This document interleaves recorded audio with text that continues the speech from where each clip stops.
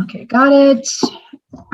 Okay, good evening. This is the Nagog Hill Orchard Ad Hoc Working Group meeting for April 6th, 2022.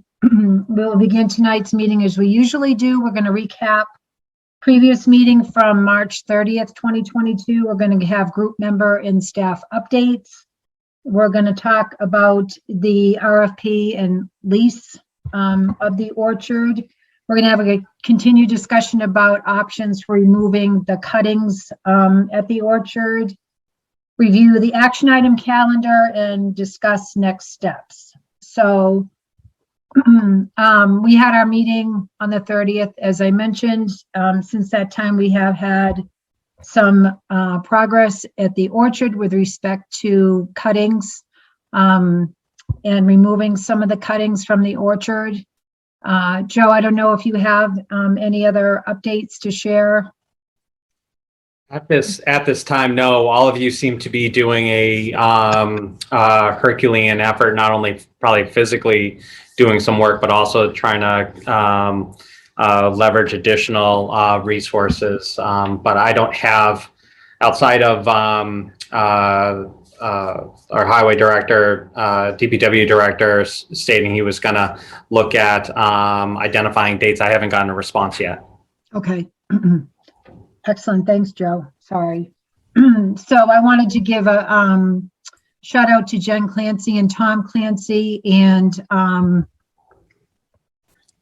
his name's escaping me. Rick Finley. Thank you, Sarah, who went out and did some cutting at the orchard since we last spoke. Also Troop 1, Boy Scout Troop 1 went out there and removed considerable amount of the cuttings closest to Neshoba Road, which I thought was very helpful. I know, Sarah, you did some work as well, some outreach. If you wanted to share an update with the group about that, that would be helpful. Yep. So I was not able to be there last weekend, but was able to get Rick to kind of try and take a lead.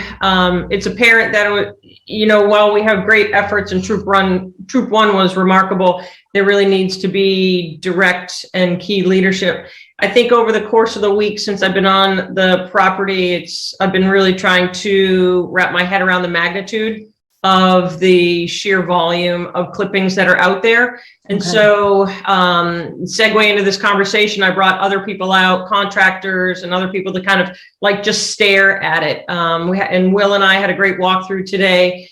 And so there's a lot of challenges, and there's a lot of unforeseen challenges that are facing us right now, which we'll kind of talk about a little bit in regards to the ability to move quickly to get the lanes open. So okay, we'll come back to that later, though. Okay, Jen, do you have anything to share?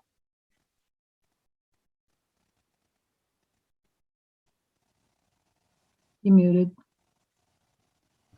So, hang on one second. I'll come back to Jen. Amy, do you have anything to share? No, I do not. Okay, thanks. She's changing outfits. I doubt it, but she could be. Paul, do you have anything to share? Nothing new, Madam Chair. Okay, thank you. And Will, I didn't know if you had anything to share. Oh, she's back. Sorry about that. I'm up at my dad's. No, like Sarah's point was there's an awful lot of brush there, and Rick did a bang up job. The scouts, it was amazing the amount of effort put in, and for all the man hours that was put in, we barely made a dent. And you can see where the invasives are, coming up the trees. It's a much bigger project than I think any of us anticipated. But it sounds like Sarah's got some ideas on how to move forward. But it's time is really of the essence, because you're starting to see the grass coming up now through the branches. So it's pretty amazing. Tom had a little trailer, Rick had a trailer. The scouts were using tarps. It really was a Herculean effort, and I think really good progress was made, but we still have a long way to go in a short amount of time. Okay, so as far as the cuttings go, the cutting, that was what you and Tom and I think Rick had really undertaken? Well, it Cutting was the bigger pulling, branches it- or, yes, so Tom started doing that, and then it was pulling the branches up and down the lanes. Some of the branches went down the hill towards Okay. the stone wall, and others went to the top. And if you drive by the orchard, you'll see where all the piles are. right, So that's really what was done. And Tom was going through, he went through, I don't know, 5 or 6 tankfuls of gas on his chainsaw, and anything big that he saw, he'd try to cut up. But I okay, think Sarah's got some ideas on, burning, chipping, whatever, or a combination thereof. okay. Do we have any idea? out I of think how many if we can, let's go ahead and go through Will's update if we may, because Will's been out there as well. So if we can follow up on updates first and then to kind of dive into that, I think would be better. Okay, go ahead, Will. Was out there this afternoon with Sarah. Definitely a lot of material, and I think probably a strategy of a little bit of chipping and maybe some substantial amount of burning. But there is a lot of just a large volume of awkward material to handle. Okay, thanks. Go ahead, Sarah. Yeah, I think that, and I shared with everyone some photos earlier tonight from when Will and I were out there. I think the hardest thing to understand is that if we calculated the man hours that were put in this past weekend, and you look at what was accomplished, it was probably 3% of the orchard. So we're looking at a tremendous amount. Remember, we pruned 2,000 trees. For better or worse, but each tree has to be touched.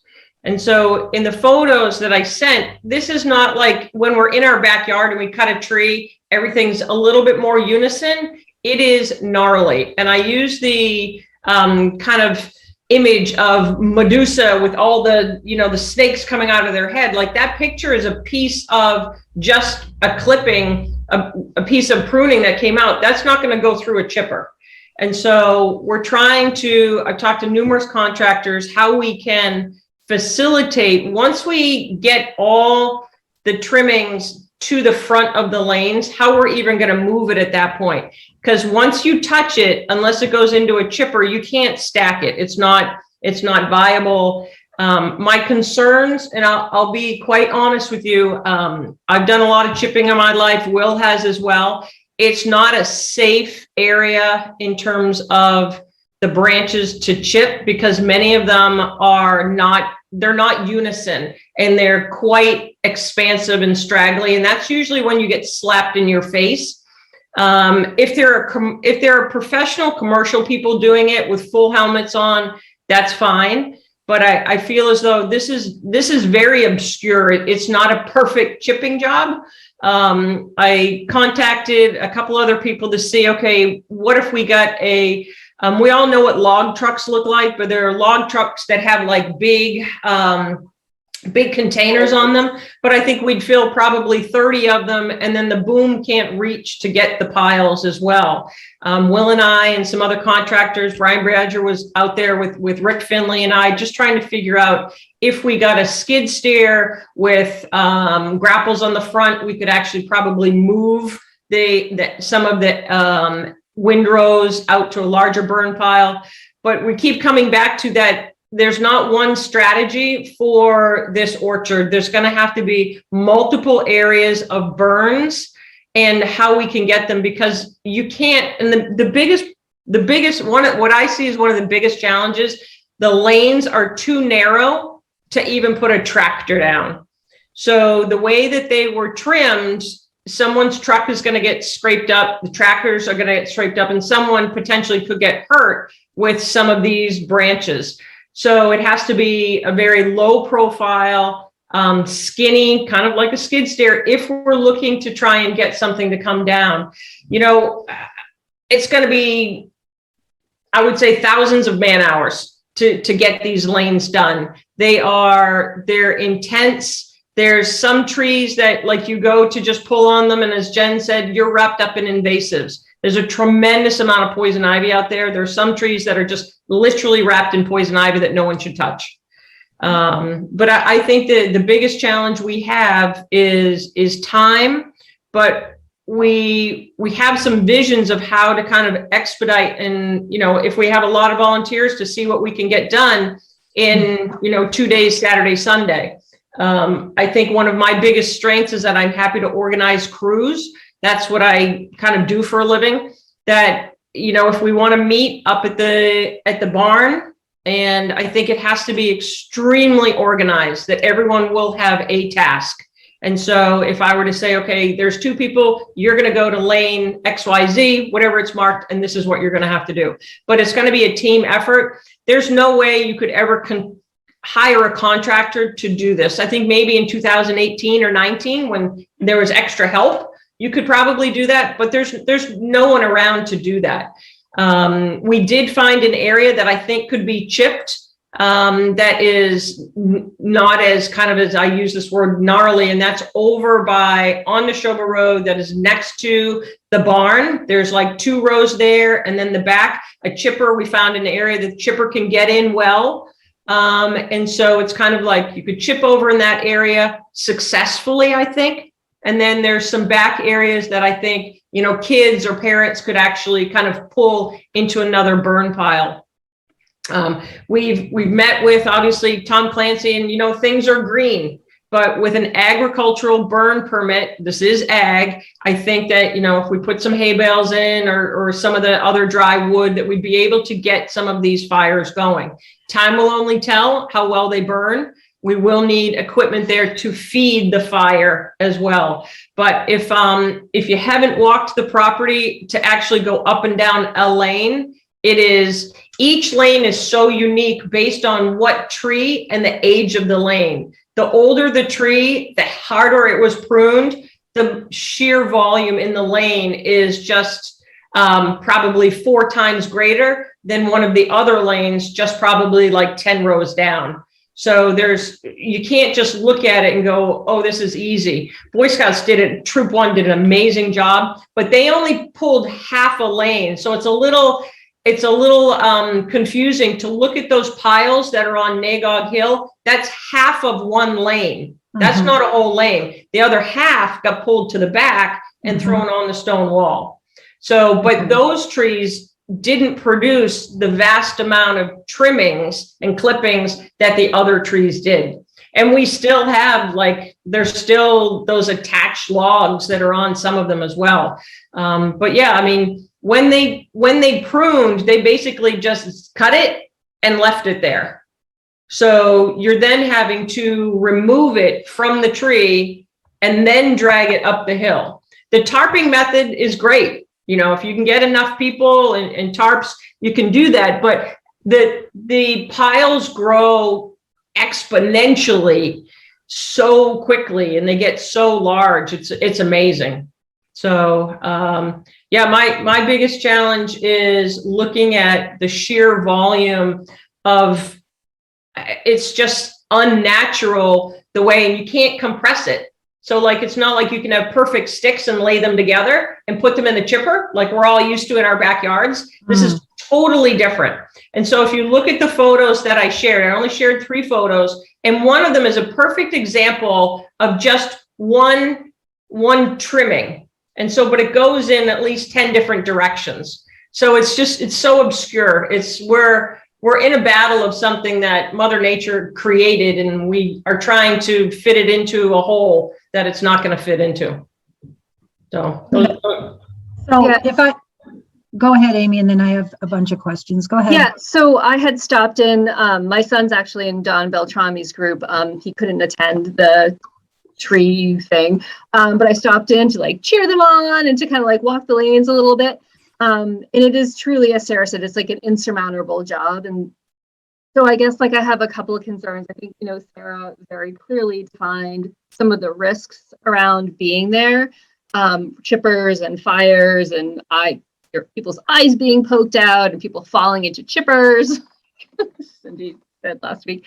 But it, you know, time is of the essence. And then, as Sarah also mentioned, the labor market's really tight. it's very difficult to find people to do the work, right? So we're sort of like stuck in this like using volunteers, you know, who, you know, and it's gonna, I just checked the weather, it's gonna like rain all this weekend, apparently. You know, and volunteers can be unreliable, undependable, and when they're unskilled, they don't do as good of a job as someone who can do it professionally, right? And so we also need to get the sprayer in there. And, you know, I don't know if we should just sort of like take a step back, take a deep breath, and sort of like think about what can reasonably be accomplished before the spraying needs to start, what can reasonably be accomplished with potential volunteers that we have. Since it's probably too late to get a landscaper in because they're probably already booked and the labor market's really tight, and sort of just like focus on that, because I think we have a really, we're all sort of like looking at the entire job, and I'm really concerned about how realistic that actually is before the sprayers need to start.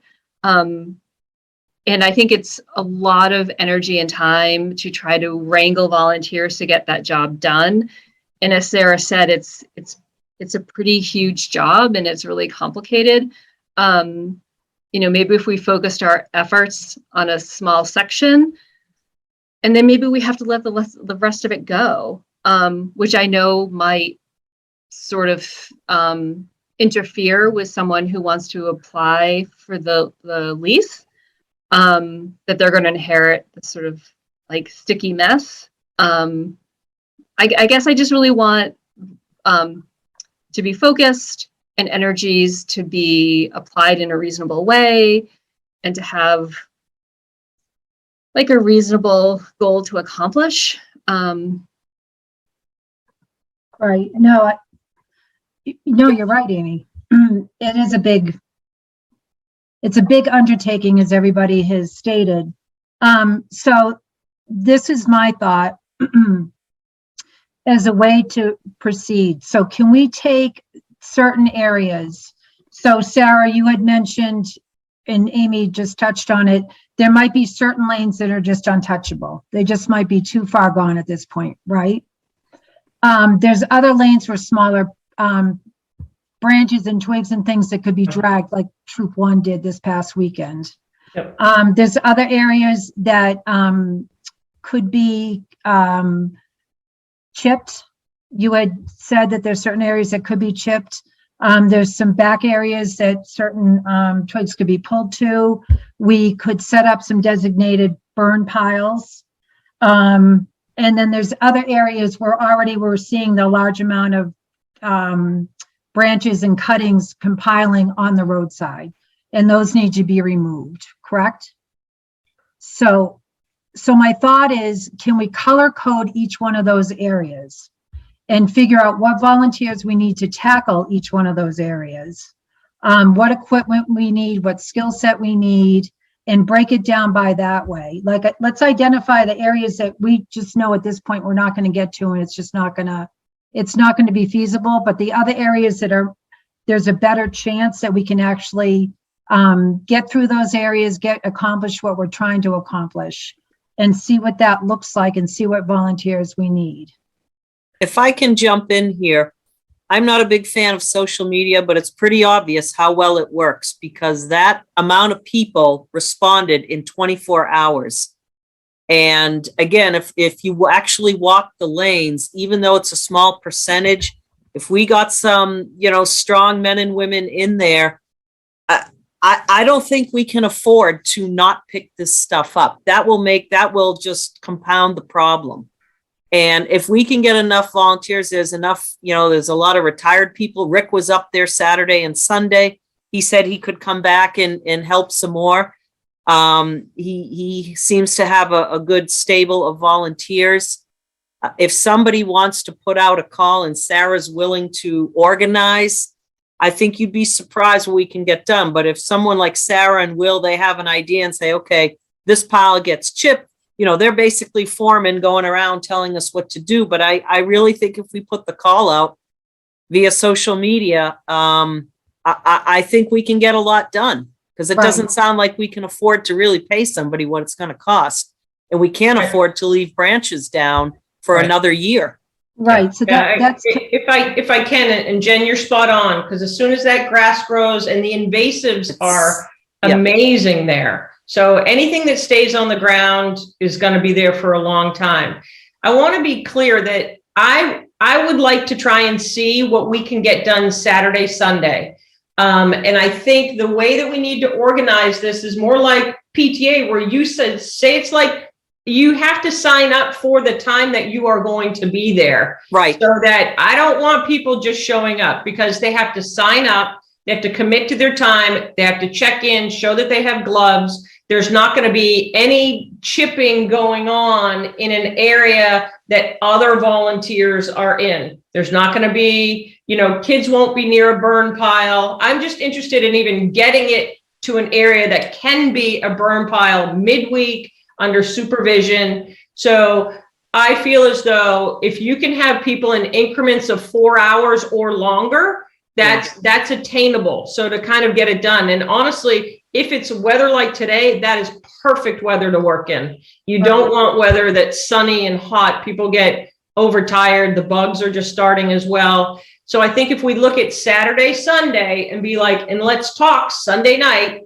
and see like, how much did we get done? But I agree with Amy. You just have to divide and conquer, and whether it's just sweeping one way and that gets sprayed when we can, and then through the next couple of weeks, we still try and pick up. Everything has to be picked up. If not, but I will tell you, and Will and I went there, there are trees, in order to get equipment in and people in, there are some dead trees that offer nothing to anyone, and they're in the way. They just need to go. They're never going to bear fruit again. Why they got pruned, I don't know. But there has to be a clearer path for people to work.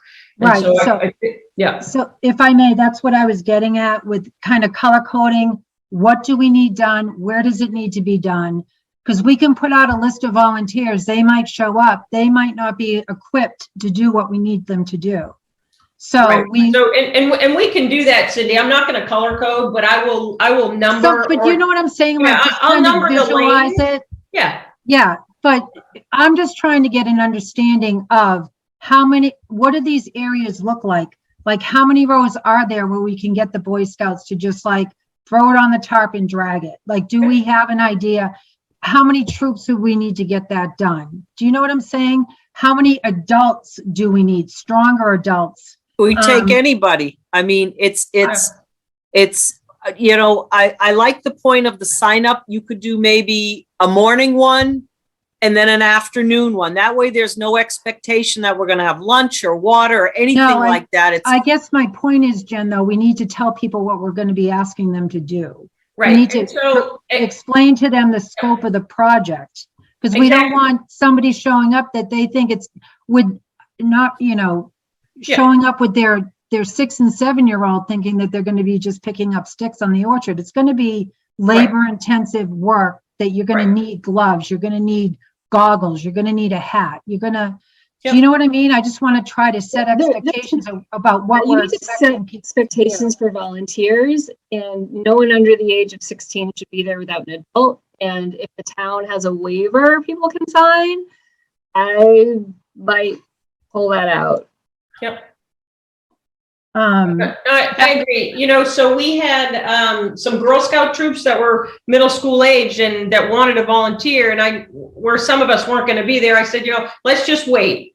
And so if a troop wants to come, and it can be even that they come at a designated time and we give them their own area, they're under supervision, that's fine. But people showed up in flip-flops. I mean, you just can't do that. You have to have boots on. You've got to have long pants and all that. But so, yeah, I think, Amy and I can work through like what a volunteer looks like, that you have to be prepared to have hydration. You have designated areas where people can leave their backpacks or snacks or things like that. But people have to be able to lift 35 pounds. If you can't lift 35 pounds, you shouldn't be on the property. Okay. So you and Amy can work on coming up with those requirements, Sarah. That would be perfect. Because I have no doubt that people are going to come forward to help. But today's Wednesday. We're going to set this up for Saturday and Sunday. We need to get going on it now, clearly. And just figure out what is needed to do the sign up, set expectations when people do show up, Sarah, getting them into groups, Right. being able to show them where they need to go. All of that is going to require, some manpower. So Yeah, we can use like Sign Up Genius just so Right. that, we have, because you need to know who's on the property. You need like Right. people to sign up. They need to put their names down. From a liability perspective, Right. that needs to happen. So yeah, Amy, I can help you with expectations, but it sounds like I need to be up in the orchard to designate areas. So maybe you and I can go ahead and come up with Sign Up Genius, what that looks like, and just throw out the times for Saturday, Sunday. Yeah, no, that's easy enough to do. And just and have I can people just, check in with Sarah when they show up. And Yeah, check, so we can have a it list. doesn't, so in theory, we should have the people that are signing up, we should have that list. So when they come to the barn, I can give them I can work with Joe and just get one of those overlays and say, okay, you're in row 1, 2, and this is what you're doing. Okay. But we're going to need other volunteers. It's interesting that you had a lot of volunteers, but no leaders. So, which is different. Usually you have too many leaders that don't want to do anything. So we need to make sure that there are other leaders that can be able to say, let me show you where that is. Right. Well, Yeah, so exactly. we basically need to know who of this committee or others that are, good trail stewards, that on Friday in the afternoon or the evening, we can have a meeting and be like, okay, so everybody understands what we're doing. Okay. So. well, Joseph, If I could, sorry. Hi, Go everyone. ahead, Tom. So I think on Saturday, in addition to the Boy Scouts, Amy Green got the trail cleanup people there. But tarps are the way to go. So I brought up a trailer, but it was so windy that it wasn't worth that. And inside the stone wall along Nagog was a little wet. And I thought, if the fire department truck and trailer gets stuck there, that would be awesome. So, so my plan was to have them bring the brush up, throw it on the trailer, and I'd take it down to the big field. And we couldn't load the trail. This stuff just doesn't load worth it, because are you unloading it to burn it or you're unloading it to chip it? And then I cut for 5 hours or in between. Asking if you're Tom. I kept saying, no, I'm Pete. I'm Pete Corori. And, but I went back up Sunday afternoon. I think I got there around 4:30. I have a tractor that fits down the road, my 4-wheel drive tractor, and I have a 5-foot trailer behind it. I did 3 loads of sticks. Of branches. And I started out by cutting it to fit in the trailer. The second one, I made them longer. And the third one, I didn't cut them at all. An hour and a half, I did about 50 feet of hauling it to that big field, starting at the middle. And when you get down the hill, when you're on the back slope, Rick Finley had some volunteers on Saturday, and they brought the bottom slope down to the wall. And as you alluded to earlier, the Boy Scouts just stopped at the hill and pulled it forward with the volunteers. But there was people on both sides, but no central meeting point. But I think if you encourage tarps, that's the way to go. It's just a question. But then it's all, I don't know, Sarah, if it looks like now, like someone with a grapple, if you pull them up to the end of the road, then they can get them and go. But it's a lot of back and forth. It really, if you want to burn Saturday, I can get a permit issued for Saturday, but I don't know if you want to do that. And I, as always, appreciate your input, Tom. It's too much back and forth. So I think, and Will and I were out there today with James Pickard, and you can really come up with probably, and when we walk through as well, we can come up with 6 different areas and burn hopefully within the next week when other people aren't there. And so when you have people that know what they're doing, take a grapple, put it on, add to it. And if all of a sudden it's not going or the wind picks up, we know how to manage that. So I think that the main goal would be, yes, we're going to tarp to certain areas. They get too big, make other areas. But if we can come up with, I think Will and I kind of walked through, just like we did Tom, there's probably easily 6 separate areas, but we've got to just, if nothing else, we just have to get it out of the lane. And then we figure out whether it's forks on the backhoes or whatever, push it down, we can deal with it. But we need the manpower to just get it out of the lanes. Okay. Yeah. So Joe, Farmer Joe, how many rows are there? Are there about 50 rows? Really 50. Okay, and so based on just like me being at the orchards, we got maybe like how many rows cleared there? 14 half. I would say like the Boy Scouts did about 14, and the volunteers that showed up about half of those 14 rows they 14 pulled half, towards right. Nagog Hill. But Amy, that's only half. So Yes, you so did that's like 8 rows. got like four full lanes done. Okay, so theoretically that's 4, right? So you've got like 46 more rows to go, and 4 lanes got dealt with in one weekend. So you're talking about like 11 weekends to do all 50 rows, if I did my math really quick, and I'm not very good at math. But Well, I think it depends on how many volunteers we get out there.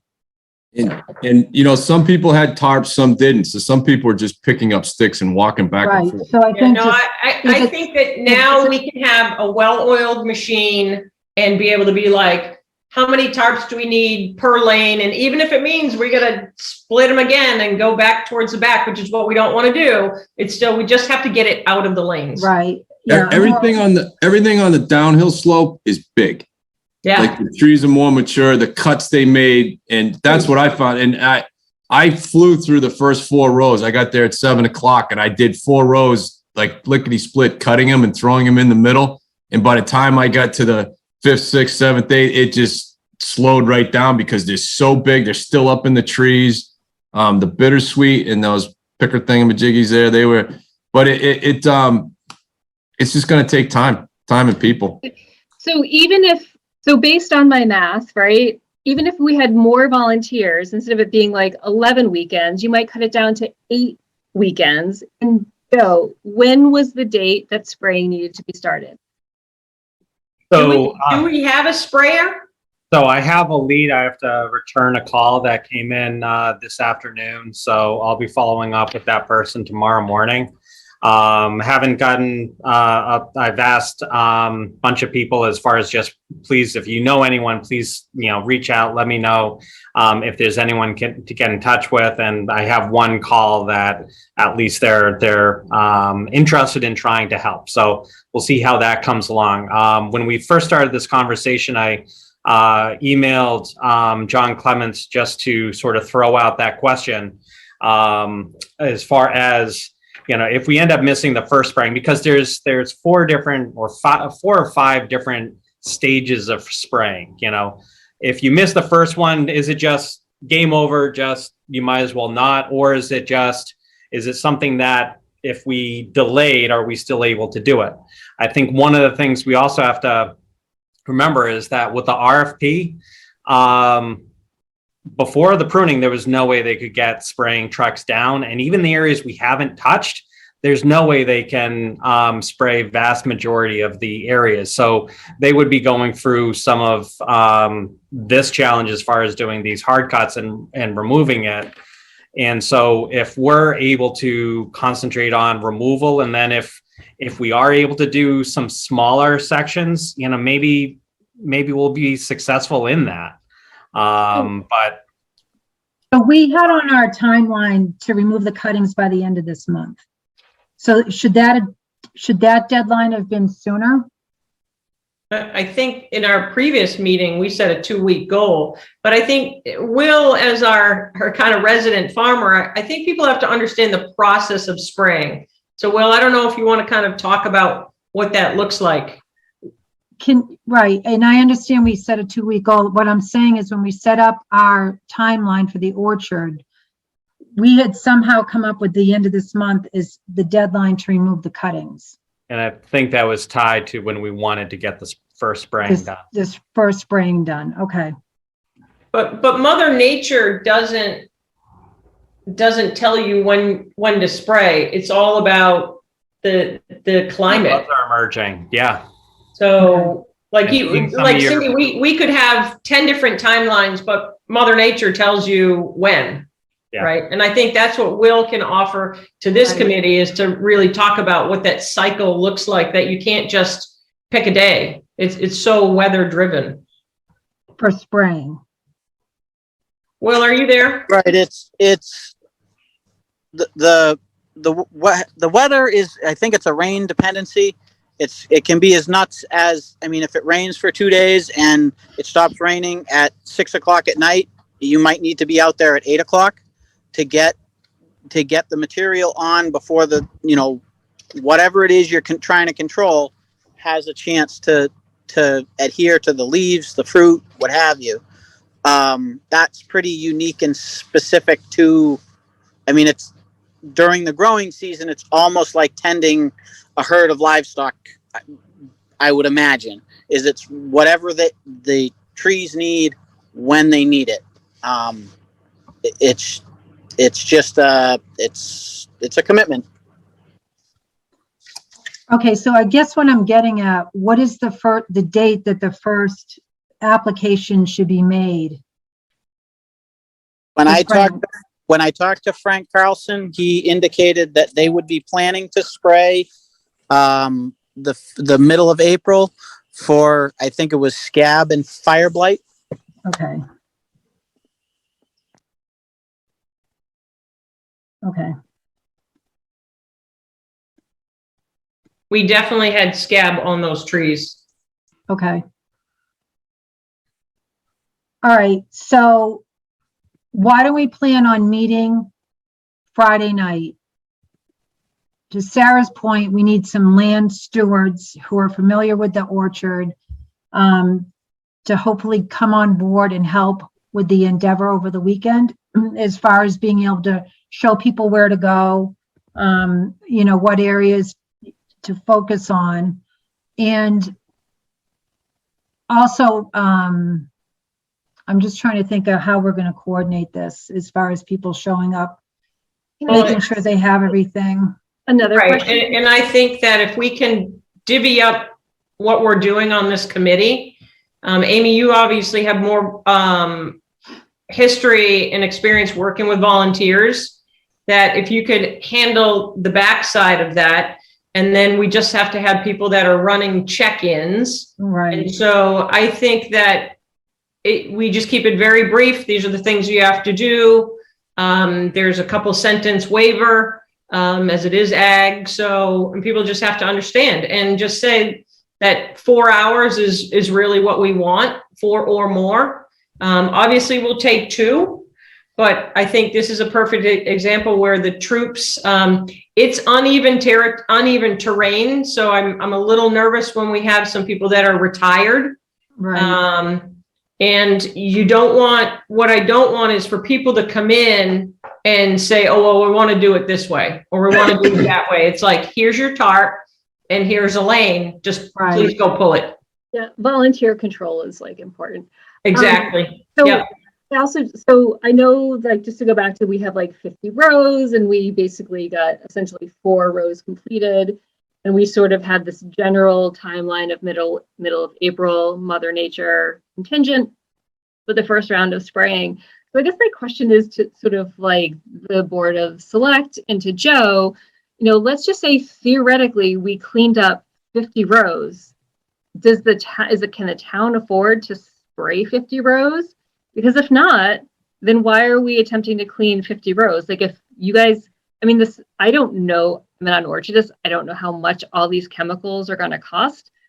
I'm sure it's very expensive, and then you have to pay the people to do it. Like, if you guys can only afford, if people are telling us that we have to use volunteers because we can't afford somebody to come and like pull all the sticks, then how are we going to afford the chemicals and the people to spray, right? So I guess, like, and then we need people to like mow over the summer and take care of it, and then we're going to need to figure out a way to pick the apples. And there's people like Boston Area Food Gleaners, which moved into Acton. That would be a great resource that do it for free. But I guess I sort of like a bigger picture in my mind. If this is such a concern and a challenge now, what about the next step and the next step, right? So maybe we just focus on a really small area and we just have to let the rest of it go because that's all that we can afford. And that's a reasonable amount of work to expectation for volunteers to get done. Like, I just want to think sort of like holistically and also like forward about this work, right? Joe, how much money did we already get approved for the orchard? So we got approved for 35. We used 27. Estimates were at about $1,000 an acre. In talking to Alicia, I had been keeping an eye on as far as making sure that if we had to go back and ask for another 30 for a reserve fund transfer, that would be available. And so at least currently that is. I think one of the things that Amy proposes is that if we've gotten 4 and if that 4 is starting from Neshoba working northward, and that may be one of those things that has to be phased. If grass is growing and material is still on the ground, we may still need to be pulling things out if we're at the end of the month or May, because it just needs to be pulled. But we may have to look at, maybe we only spray half of it or a portion of it. This is, an extremely challenging project, and that don't think that, and I think one of you had mentioned it, it's not like we're cutting down a tree in our yard where you can just lay these things on. These things are require a lot of man hours, and we may just have to do as best as we can to try to salvage something and see, as far as we can go. Right. So, and I totally get that. I guess I want to just focus on, can we identify certain roads that we're just going to have to say, forget it. We're never going to get through them. Let's just cross those off the list for now. Yes, I believe we can do that. Tom and I certainly, and Jen, know what lanes are really too thick. They're too far behind. And so we just get through what we can get through. We can prioritize that. But may I ask a question? Are we not spraying any of the rock fruit, any of those trees that were probably viable last year? And my last point is that I think Will knows the prices of what spraying is right now. Joe, when you calculated that, did you include those? So I was just told that it basically is based on per acre, $1,000. Where we then do that ends up being a totally different question. But the spraying for stone fruits is different. The timing is different than for apples. Right. The stone fruits, I think, are earlier, and those could probably get done sooner. Okay. Yeah.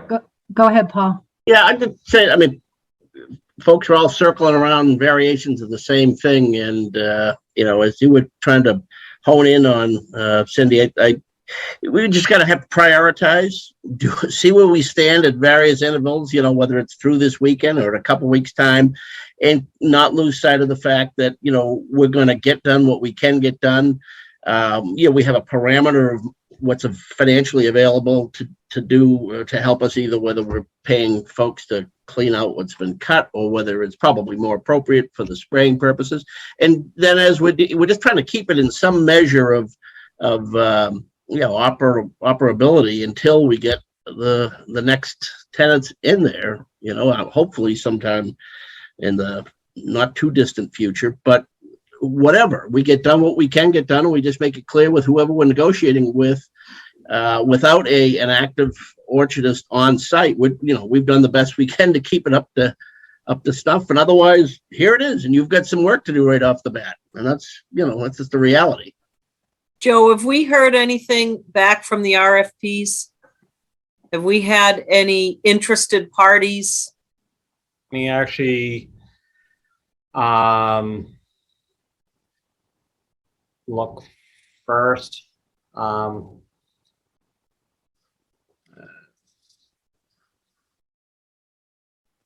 why don't you go talk about other things? I'll just look up and then count how many people have taken it out. Okay.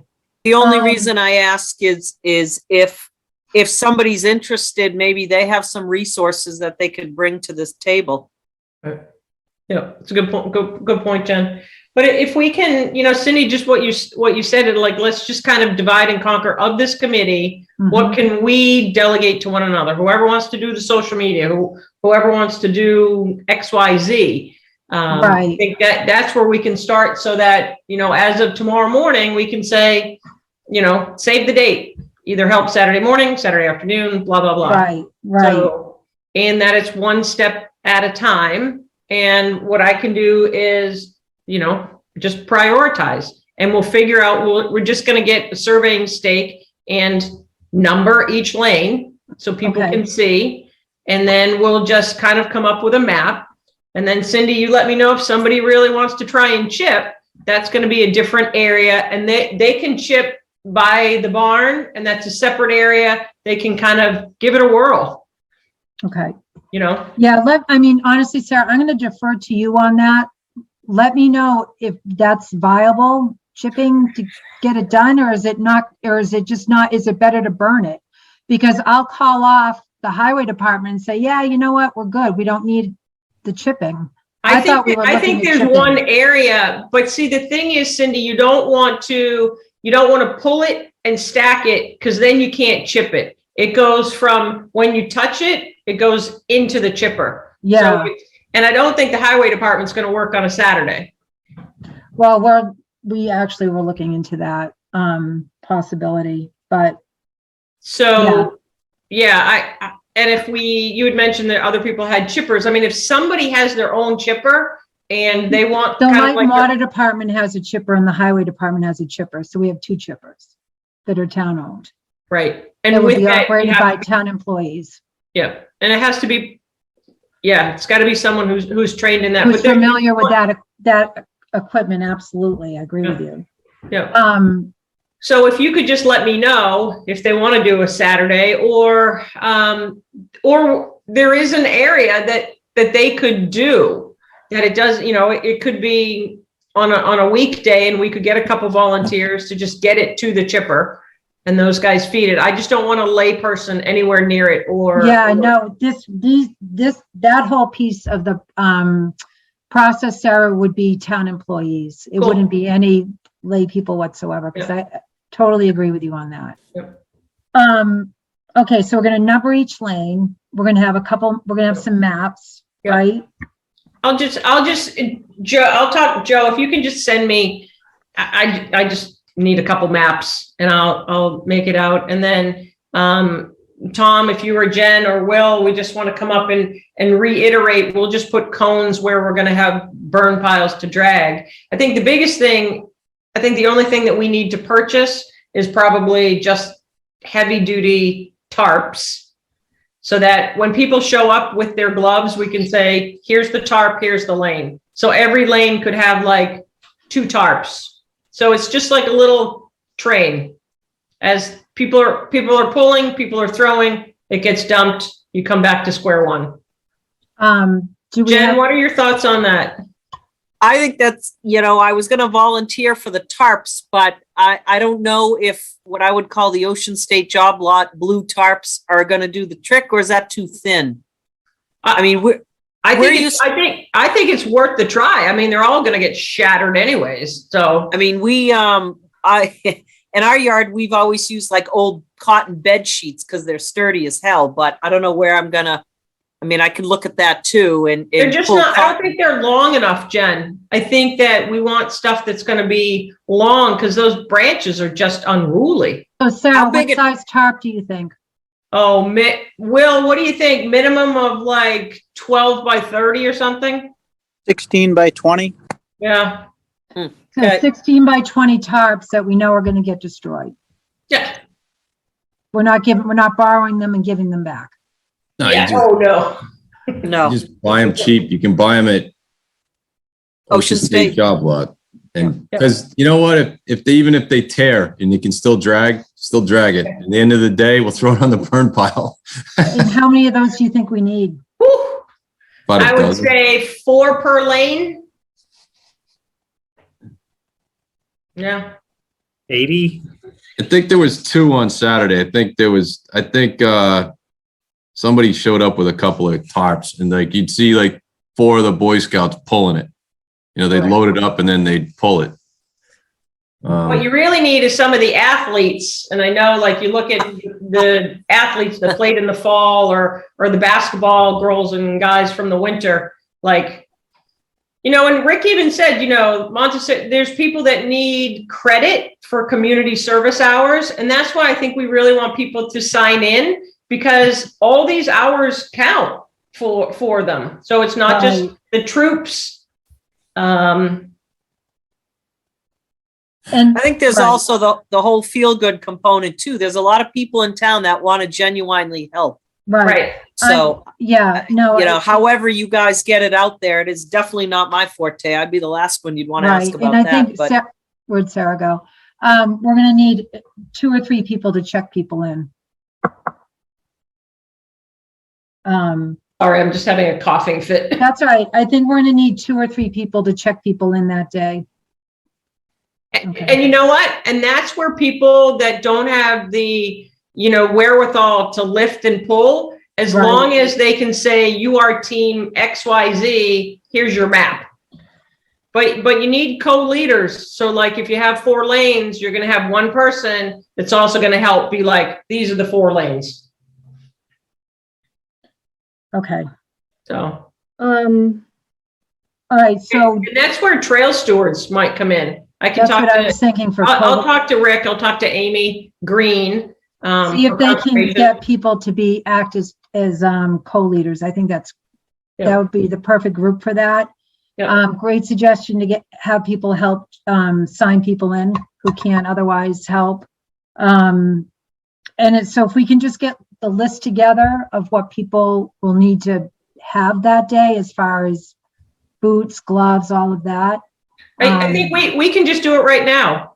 So you have to have gloves, like work gloves, long pants, long shirt, sturdy shoes. sturdy shoes, and I would say probably, and here's something that I don't know how we can do, but we need to, I don't know if I have mine from camp, but we need igloos just for water stations. So if somebody wants to help with water stations, we need that to keep people hydrated.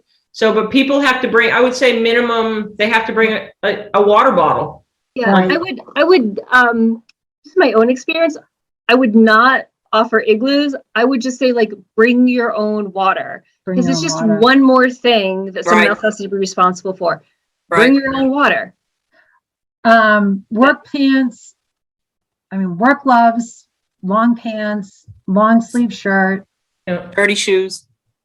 dirty shoes, water bottle, and have to be able to lift 35 pounds. Yeah. And I think Yep. you have to physically say no sneakers. Like Right. work boots, like No No sneakers, no no flip flops, flip-flops, no sneakers. Yeah. Okay. Hmm. Okay, So just to- Tavis would work. Tevas, baby, Tevas. So just to go back, because I want to make sure our efforts are supported by a budget. So Farmer Joe. So I know we just sort of touched upon this. So it sounds like we've got $30-ish thousand put aside to do this. Is that correct? There's capacity for that. Okay. So once, see where this lead actually comes out, if we're able to then find something, then we can get a little bit more firmer numbers. And, it can be north of that, but it can't be 3 times north of that. At that point, then we'd be doing it a lot more expensive than what the industry ends up handling it. So, if all of a sudden, it's $100,000 for spraying, then, that's totally a different calculus that we'd be doing. Yep, because I just looked up, I'm using Sholin Farms as an example. So their orchard is 169 acres. And so we're 50, so I'm sort of just going to divide by 3. So I just pulled up their 2019 annual report, and just as a quick look, they spent about $38,000 just on purchasing the chemicals. So if you divide that by 3, you're basically talking about like $12,000 worth of just chemicals, right? And then we're going to need to pay someone to mow this summer, right? Well, But we're not buying the chemicals. Right, so, but Amy has a good point, but so. You're I gonna have don't to know- pay someone to buy the chemicals, right? Right, but what we Right. need to know is that chemicals are 3 times the cost of what they were in 2019. If you paid $100 for 5 gallons of something, you are now paying $300 for that. So we're now talking $36,000 worth of just purchasing the chemical before you've hired someone Right. to spray So them with their right, machinery. So let's do So this. there's no industry standard. So Joe, like your standards for the industry are already outdated because we're in a new fiscal process could've- for that. and that could have been what it was last year. Yeah. And we all know if we based our summer vacation fuel allotment for our cars, we already blew through that budget like anything. Right. So Joe, let's do this. Let's go back to the finance team, figure out, I know we have money that we can tap into. Let's find out exactly what that is.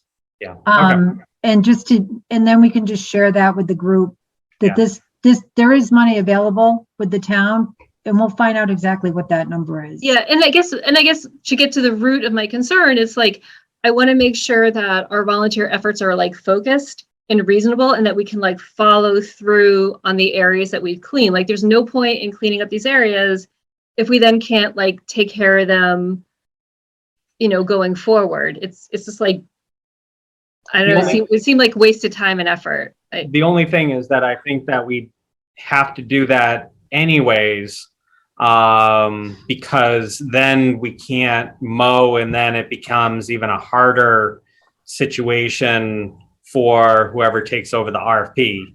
We're able to, we're putting in a request for the some prisoner labor, but they can't get out there until June. We're putting it on the books because there may be work we need to do, weed whacking around the trees or other things. So I don't think it's going to be wasted effort, but because it's going to need to be done in some way, because otherwise we can't get a mower down. And we all know with invasives, they'll twine around any little thing. So even if we could only do 3/4 of it, I think we'd have to find a way of getting the other quarter out of the aisles, because it's just an obstacle that someone's going to have to deal with later. Right. To that end, Joe, did you find how many respondents we have so far? Because at the end of the day, we're just trying to maintain some level of upkeep until we hand it off, and that's, Exactly. what we can do is great. But, we should be focusing on a negotiation and getting this thing into somebody else's hands. Yep. So far we have 15 entities that have signed onto our website to receive the packet. Probably looking, there's about 5 of those that are typical clearing houses that then put it on other places. They're sort of like bid watch companies. Right. So it looks like there's about 9 to 10 that may be unique individuals that have downloaded it. And what kind of date do we put for reply on that, or submittal? That's May 5th. Okay. Well, I think while we're running around, clearing out clipped brush and talking about, looking into spring, I think we got to be ready to hit the ground running on examining those RFPs, or seeing what the board is ready to deal with that quickly so that that doesn't become a longer process than it needs to be. Reviewing them, meeting with them, responding to their questions, giving them time to respond to our questions, et cetera, et cetera. Because if we're able to be ready on, if May 5th's the date, then May 6th, maybe we should have something in place and not wake up that day and say, well, what are we going to do with these all? If we have that all scoped out, we might be able to save ourselves a couple of weeks. And by doing something like that, then maybe maybe the spring isn't going to be our problem. Right. Can I ask a question where we are with access to the barns, or I'm assuming like Charles's car is still there? I recognize negotiations, whatever, but is there anything you can share with us in terms of, are we nearing the end, or is it still just status quo? Hopefully we're nearing the end. Okay. We have a date in the near future, Thank you. and hopefully it will be met. Okay. Sorry, back to the tarps. Did you say 80 tarps? No, I don't think we need that many. No, I think I was just that- joking when you said two. Oh, all right. I'm like, what? Yeah, no. I think that if we had probably 20 tarps. Okay, perfect. Jen, what do you think? Yeah, that sounds fine. I can run over to Ocean State. I'm just trying to think of who else would have tarps. I just looked them up. Home Depot has them. It's just a matter too of finding who has them in stock. Right. And the size you said was 16 by 20? I think Yeah. Good size. Yeah, Jen, we can make anything work. Right. So Okay. let's do this, Jen. Let's, we can order those online to be picked up at the store. Okay. We could use the town credit card to do that. Okay. I can pick, if you do the Leominster store, I can do that. It's near where I work. Okay. The Leominster Home Depot. All right. So let's do that, Joe. Yeah, I'm actually just started drafting email to Alicia to start to ask that question as far as whether or not that would be possible, and especially if that would be something that would fall directly under the request for Nagog that FinCom already approved. Okay. Yeah, if we can do that and then just have it authorized that Jen can pick up. Yeah. I think that would be the easiest way. Yeah, and I know the deadline for the RFP is coming up in early May. And hopefully we'll get some really interesting applications. I guess I just want to just have some thoughtfulness around, I know this is like a big project for the town, and the town is essentially have become farmers for the orchard.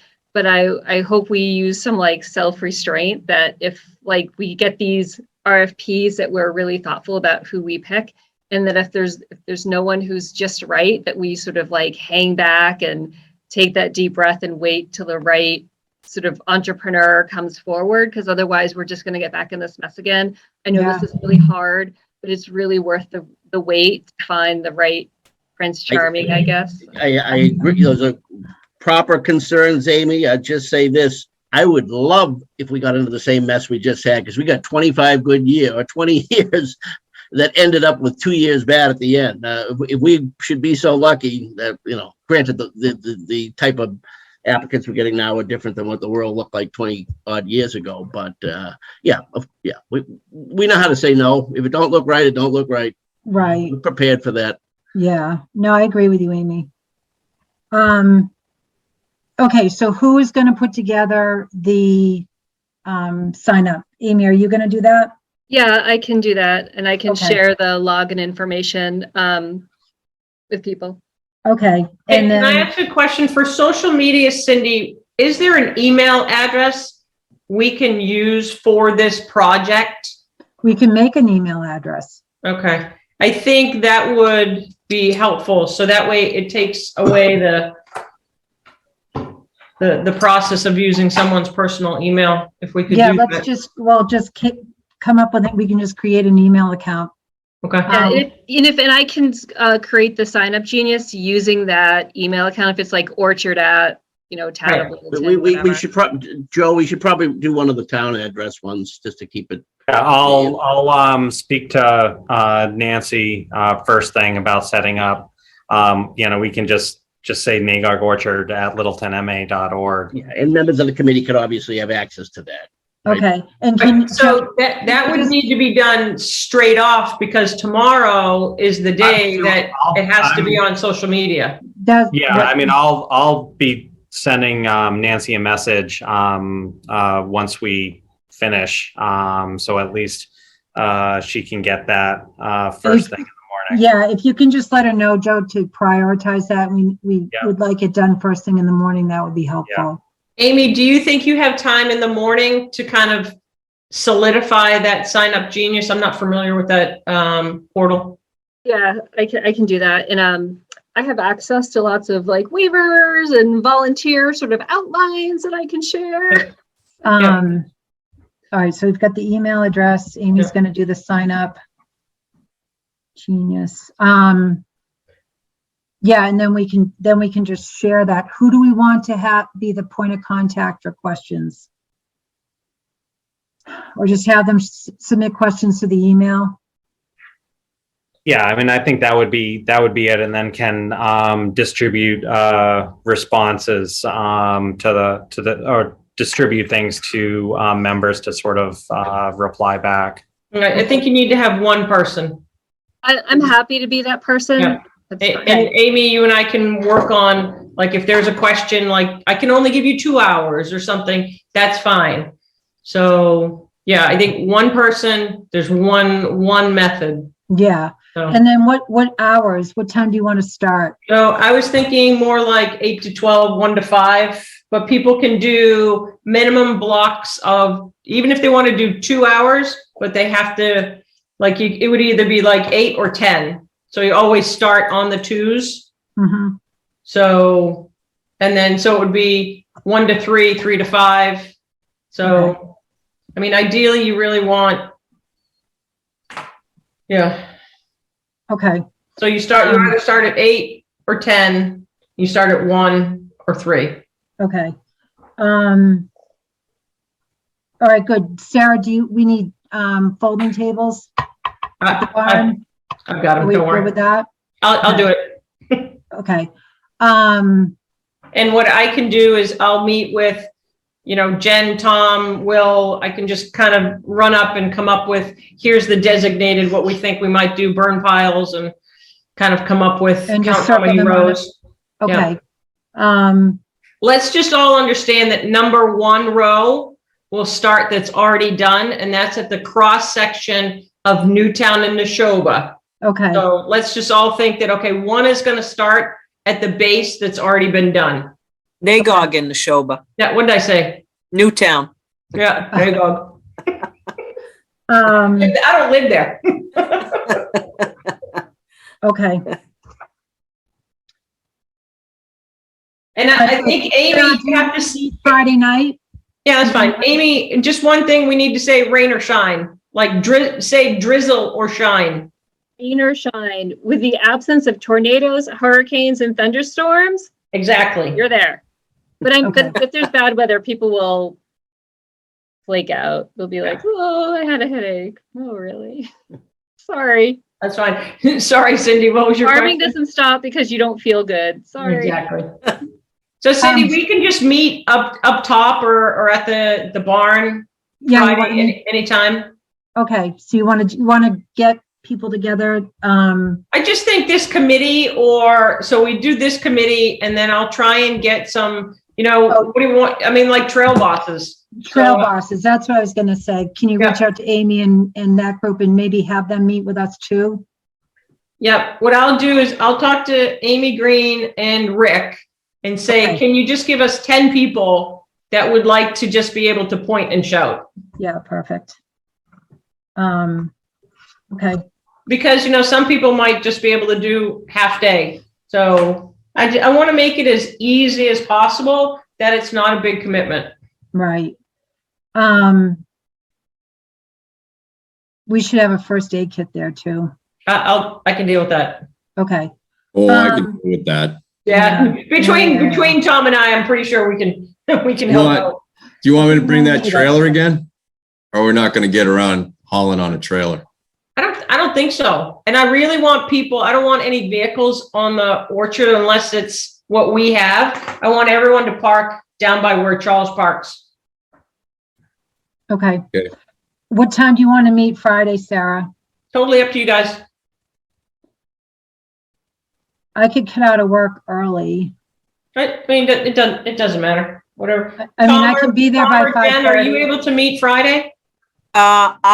Even if I rush, I don't get home till 6:15, so that's as early as I could meet. I'm happy to meet. I just can't meet till then. Yeah, we've got plenty of daylight too, so. All right, want just What- meet at what's the plan 6:30? on Friday? I mean, I was just trying to move things around to be available for one of the shifts on Saturday, but what's Friday's? No, meeting? Paul, I appreciate that. No, you're more important on Saturday because Friday is just to basically walk through so I can show everyone where the burn piles and the drag piles are.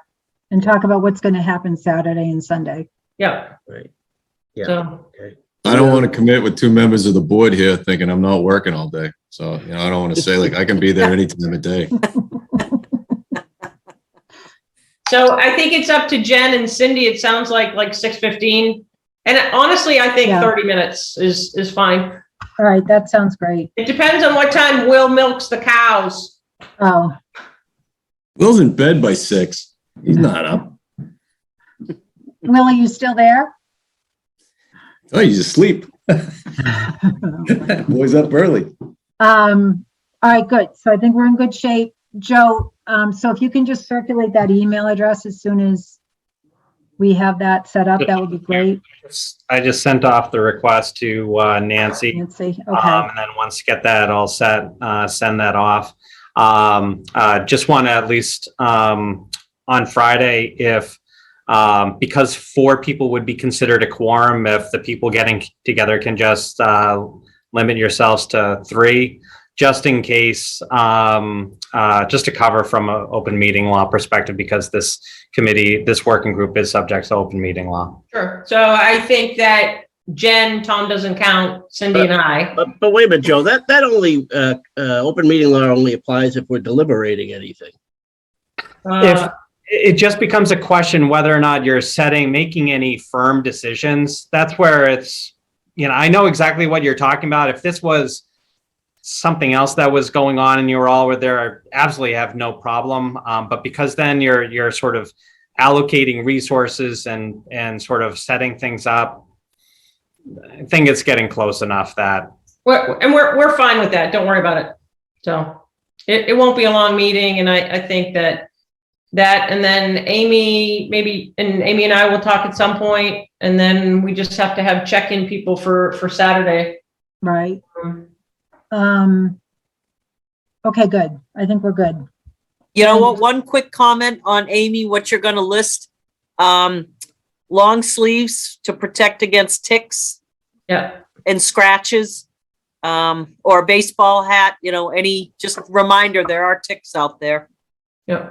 It always ends with bring a smile and have fun. It does. And the keg will be rolling up at 5:15. Paul said he's buying. No, not yet, On the Tom. No, I gotta be booking, not buying. Okay. So can we also just try and have a 30-minute recap Sunday night? Yeah, Just to kind of like, especially if there's committee members that, you know, come or go or whatever. Once again, Joe, here's where you can chime in and say there's an open meeting law problem with that. If you can You'd have have a to quorum of the post it. board, you'd have to post. oh, we it, all can't that meet kind of- Sunday. Oh, Weekend doesn't count for posting, so I would have had to have already had it posted. yeah. Okay. I mean, Never mind. So I think what we'll do is I'll just work with someone who's been there the whole time, and I'll try and submit something in writing or just touch base with different people. Okay, That's fine. all right. Okay, good. So I think that's enough. The only other things, it's the tarps. Joe, if you can just get back to me on that. Yep, I put that request out to Alicia to make sure that see as far as making sure that the funds, because I mean that was for pruning and this is absolutely related to pruning. It's an important component of that. So it's really more on, can we use the credit card to go ahead and purchase that? So Right. I wouldn't be surprised. And Amy, we could also put that in if Amy wanted to say, if somebody wants to bring their own tarp, that's a minimum of a dimension, feel free to bring your own tarp too. Yeah, but they have to understand that it's gonna be like trashed, Donated tarp. Yeah, forever We donated. cannot guarantee the condition it may leave the orchard. right. It's gonna be 3 pages long. Responsible. I think, remember when we built Castle in the Trees? I think there's a lot of people who donated their wheelbarrows and they just got like wrecked. And I don't think they had any idea what they were getting themselves into when they donated their wheelbarrows at all. Okay. I was involved in constructing that, and I wouldn't let any child I know on it. Since they let me loose with a nail gun and a saw, it's like, really? You should have vetted the crew a little better. I'll take care of the cones because I already have 2 that are buried in brush pile up there right now. So I know, I saw those. that was for the 50-year-old something guy to remember where he left off, because they all look alike when you start walking down them. And if you start daydreaming, you forget which row you started in. So the cones were there to tell me, where did I stop cutting? So, Yeah. but I'll bring some more cones. Yeah, Okay. we'll figure out how to do that. Okay. Okay, so we're gonna reconvene 6:15, 6:30 Friday night. Yeah, let's meet up top, up by the proper farm stand where you go through the skinny gates. Okay. All right, good. Anything else from anyone tonight? I know it's daunting, but we've got to try. No, we got to try. I totally agree with you. Yeah. I think And that, people want to help, so I think So, we'll see what we get can done. we just, so the one point is, so Amy, once you're done with the email, someone has to come up with the concise wording of what the social media posts will be, so that we could say what we're looking for. And I'd love for us to just come with the verbiage now and say, welcome, in terms of work groups, Saturday, Sunday, we ask for a minimum of a 2-hour commitment, sign up here. So I think you have to have a beautiful picture of an apple tree or something, and then to see where that's going to get posted. How about a before and an after picture? I can totally come up with something like that. Okay. Because I would need something to share with conservation and with the Conservation Trust. Okay. So I think as soon as something is concrete, if you could email it to us that we feel comfortable, we can all blast the same message. Okay, I'll do that. Okay. Joe, can you send me the town logo as like a JPEG file? Cool. Because what I can also do, and I do this a lot, is I use a site called Canva, and it's basically, I call it like graphic designs for dummies. And I can create like an image with the town logo and the verbiage, and then it can just be like uploaded like a photograph into people's social media. All right, And Amy, cool. you could even put the date on that with Canva. So Saturday and Sunday. Okay. Amy, so I'll send you the verbiage and then you can use that program to create it. That would be perfect. I can make the magic happen. Awesome. I love it. I'm like not very good at it. It makes me look really good. All right, excellent. Is there anything else for now? Okay, so we've all got our marching orders and we'll plan on a busy weekend. And I think that concludes our meeting for tonight, unless anyone else has something to add. Going to post for next Wednesday as well. Yep. Okay. All right, do I have a motion to adjourn? So moved. Second. All those in favor, Jen Clancy, Aye. Paul Glady, Aye. Amy Tarla Lewis, Aye. Sarah Seward, Sarah Seward, aye. Will Pickard, Will, you're on mute. Aye. and Cindy. You're Nunley awake. is now. Cindy Napoli's aye. That concludes our meeting, and I will see you all on Friday night and this weekend.